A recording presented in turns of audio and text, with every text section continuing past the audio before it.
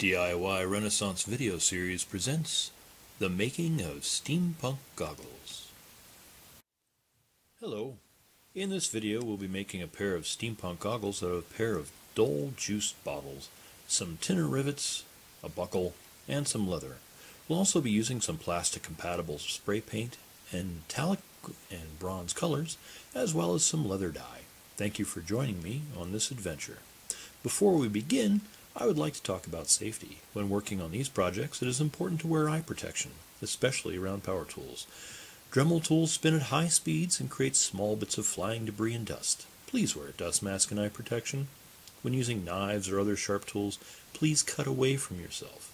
Also, cut-resistant gloves can be useful at times. Thank you for staying safe, and now, our presentation. First, we need to make a pattern. Take some masking tape, wrap it around the jug, and then, once you've got that as a size, cut it back off, lay it out flat, trace your pattern onto it, cut it out, mark the holes for the rivets, about every ½ inch, and then, taking a leather punch, punch out those holes. Once we have it made, we go ahead and we'll put that back on the jug, tape it firmly in place, making sure that the top line of it lines up with the cap as a reference point and one of the corners as a reference point. And then we'll mark out those lines, making sure that we get all the rivet holes, and then we can take our knife and cut the jug out. All we're trying to do is remove most of the material from the cap area. That's going to become our ocular, and we're not really trying to do a fine cut at this point. That'll be done in a few minutes. And there we have our ocular.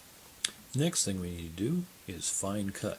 We're trying to come as close as we possibly can to the line without eradicating it. Be very careful and try not to cut too much off at once. Now punch out all the holes around the edge with the leather punch. Size it to the rivets that you'll be using. Use a scrap piece of plastic for that to ensure that you've got the right size. Now once you have the chosen size, start punching all the way around the collar of the ocular.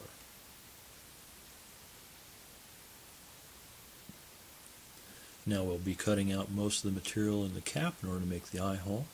I went ahead and punched a hole in it first in order to make it easy access, and then I'm using a Dremel with a spiral cut bit in order to hog off most of the material. On the inside of the lid there's a little lip, so it's acting as a reference point for me. And after that we switch over to a sander and go around it where we're doing some fine tuning to the hole size. Make sure you get your holes round. Now we need to remove the logo that's on the cap, and with that we're doing a power sander with 100 grit paper. I like to use circular motion in order to make it even as I rub away their logo. Take your time, be patient, and wear a dust mask.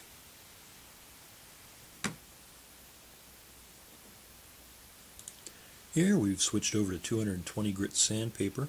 We're trying to get rid of any scratch marks left over by the 100 grit sandpaper. You could load this up onto a power sander, but I chose to do it on a tabletop. Once you've got it to a satisfactory level, switch over to Scotch-Brite. Here we can see it comes in different colors. Colors mean different grits. The red is a medium, and that's the one we'll be going for. What we're trying to do is prepare the surface for paint, so make sure your hands are clean and take off any jewelry you might have, because the plastic's sort of soft and you can mar it. Now all we're trying to do is get down into the surfaces, the crevices, the nooks and the crannies, because we're trying to get paint to adhere to it. Even though we're using a plastic primer paint initially, we still need to get in there and give it a rough surface. Now we need to prepare our gasket material, which acts as a pad between our goggles and our face. I've got a strip of nice soft leather that is 2 inches by 8 inches, and how long it is dependent upon the circumference of the ocular. And we want nice soft thin leather because we'll be sewing it together and it'll be pressed against your face. So what we're doing is we're gluing a string onto the leather. That acts as a form for our buffer, and just run a bead of glue down the center of the leather, and then we impress the string into that. We want to make sure not to use too much glue, or we'll wind up gluing the two sides of leather together, and that wouldn't work for us. So mush it into the glue well, and once it's done satisfactorily soaked in, go ahead, fold it over, and ensure that it's in the center. Now that the glue is set, we'll pre-punch for sewing. We want to make sure that we sew in as straight a line, as close to the string as we can. That'll look the best. Leave enough room on this side for your rivets and your ocular. We will use our stitching punch to pre-punch the leather to make it easier on ourselves, and use the sewing awl to lock stitch the gasket together. We want to start in from the end about an inch so we don't wind up cutting through our stitching later. Make your spacing as even as possible, or it might wind up looking like the waves of the ocean. Give your punch a good solid whack. Make sure you're not punching in the wrong spots, as it can destroy the stitch area if you have to go back and correct for drift or any missed punches. A good look here is all about being consistent. The closer you can keep it to the cord, the better. The straighter a line you can run, the better. Now, every now and then, stop and take a look at the back side of the project to see how good of a job is being done. It should look fairly even and straight without any twist to the sewing punch. Like I said before, it's all about being consistent. The closer you can keep it to the cord, the better. The more you can be consistent, the better. Alright, you're probably ready to start sewing. The sewing awl we have is loaded with a waxed brown thread that matches our leather. Using the holes we just got through punching, push the needle through both layers of leather and draw out a length of the thread. About 2 times the length of your stitched area is a good rule of thumb. If in doubt, go longer.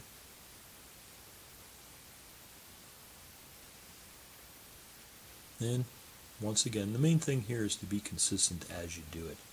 As you sew, when you're threading the needle back through the loops, go ahead and make sure you're on the same side of it every time.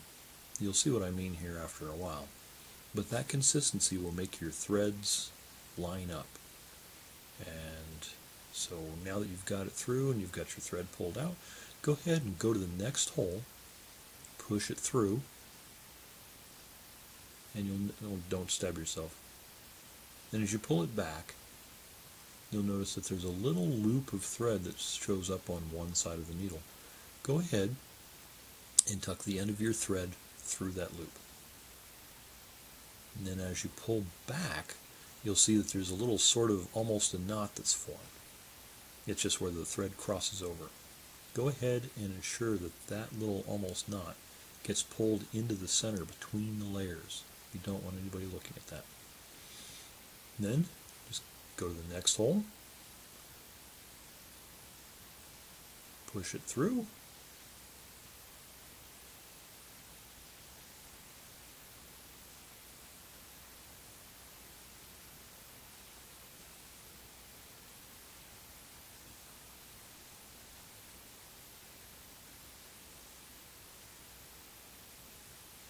back it up, feed your thread through, once again from the same side as you had earlier. Pull the needle back out, and then tighten your thread up. And repeat, and repeat. And there's nothing really exciting about sewing, so main thing is don't stab yourself, be consistent, and do it the same way every time. And when you're done, it'll look perfectly straight, it'll follow the stitches well, the stitch punches you made, and you'll be happy. Okay, I went ahead, paused the video, and sewed ahead without you to save you from that. I went ahead and put the gasket on the rim of the ocular for sizing, and we want it to go once around the rim without any overlap, because we don't want to wind up cutting our thread, because if it overlaps we'll have to cut our thread. So here is how we finish off our stitching. On the very last stitch we pull the thread to the inside. We push all the way through, snag the end like normal, and then pull it back inside, and then use our needle to pick it and pull it inside. Once we've done that, go ahead and use it to pull the thread back into it from our needle side.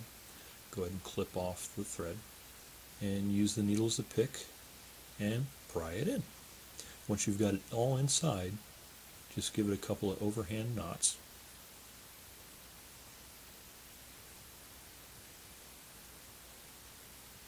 And once it's tight, go ahead and clip off the loose ends, and you'll have a perfectly run of stitches. Now that the stitching is done, we'll need to attach this to this. We'll stop and start on the very same hole, hole number 1. We'll need to punch a hole in the leather for the first hole. First, we mark and cut the end of the gasket, place the end of the collar on the ocular, and mark the inside layer of leather with a pen. Doesn't matter which direction we go around the ocular though. What matters is that we stop the thread in the right place. What we want is to have the thread stop just past the hole.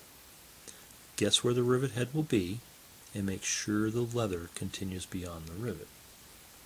We need to make an angled cut for the end part with a string in it. It'll be abutting the other end as it wraps around. Mark it and cut it with shears or a razor knife. The string is a bit easier with the razor knife.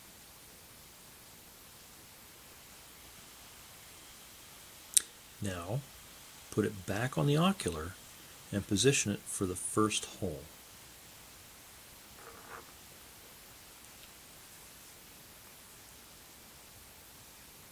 Mark the inside because you can see that the easiest, and reach through the hole with the pen.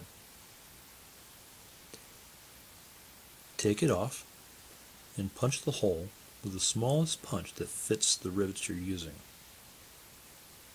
Then flip it over and use that hole as alignment for the punch to go into making the new hole. Now you've got a hole through both pieces of leather. Put it back on the ocular with a rivet and place the leather in place, pushing the rivet in from the inside out. Mark the next hole or two only. Don't get ahead of yourself and mark a whole bunch. I have a tendency to try and do that, but you will wind up with misalignments when you're done. So only punch a hole or two, and then once you put them back on the ocular, you'll be putting rivets in those holes temporarily to hold them in place, or you go to your next hole, and so on, all the way around the thing.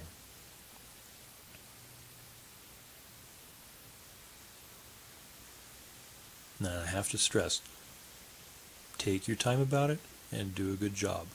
This is what people get to see when they look at you from the side. All this work you'll have is exposed.